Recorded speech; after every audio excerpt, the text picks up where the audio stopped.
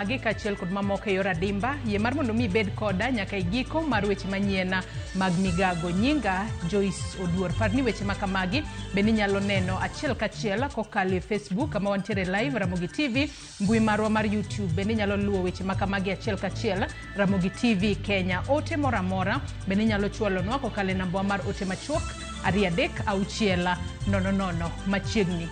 Kawachako en ni jago moro ma jahigni 55 owito ngimane tok kane ochadhe kod ojala nyadinwoya ka nyawadgi machielo to oyudo hinyruok marach tok monjgi okinyi makawuono e gwenge mag Ngope mayudore North Kabuoch e kar chung' od bura Mandhiwa e kaunti ma Homa Bay.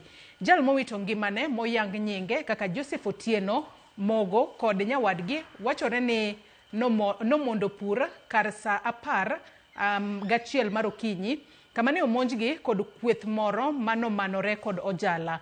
Weche gi nopuodh kod jalup ruoth makonyango sub-location Gabriel Nyatame mawacho ni noyudo wach kowuok kuom jaduong' gweng' kapok ochopo e kama masirano notimore.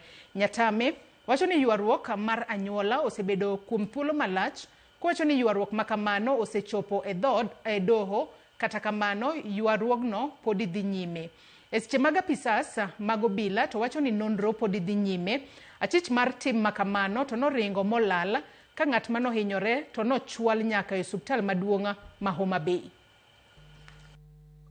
Ayodo simu koa kuom achiel kuom jodak ma North Kabuoch location Konyango sub location Ngope village ni ng'ato manyinge Joseph Otieno Mogo majahiga 55 ne otong' kadhi pur kar sa 11 okinyi, kendo ne gin gi ng'at machielo no to kotho to tere Homa Bay, oring kod Homa Bay Hospital ka ngimane ni kama rach kabisa. Asewuoyo gi jopiny ka kendo jopiny gi wang' kalore gi gimotimore no, to report ma wiye ma jopiny kwalona en ni osebedo kod ywaruok kod wuode miluongo n'Odhiambo, kendo osegombo nege bang' thuolo malach ma nyuol osebede gi bura, kendo nosetere nyaka ka polis motere nyaka court. Koro kijana no osebedo ka gin go gi ywaruok bang' ndalo malach kabisa.